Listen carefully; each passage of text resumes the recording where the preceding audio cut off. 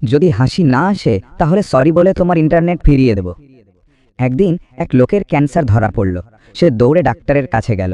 Doctor বললেন, তুমি মাত্র 12 ঘন্টার অতিথি, হয়তো আগামীকাল সকাল দেখতেও পারবে না। লোকটা কাঁদতে কাঁদতে বাড়ি গেল এবং স্ত্রীর কাছে বলল, আমার ক্যান্সার হয়েছে, আমি এখন মাত্র 12 ঘন্টার অতিথি, হয়তো আমি সকালটা দেখতেও পারবো না। স্ত্রী খুব কষ্ট পেল। লোকটা ভাবল, এটাই আমার জীবনের শেষ রাত, তাই স্ত্রীকে নিয়ে ভালোভাবে কাটাই।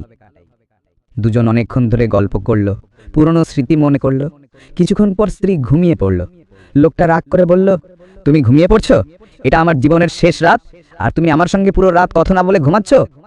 স্ত্রী যা বলল তা শুনে তুমি হাসি থামাতে পারবে না।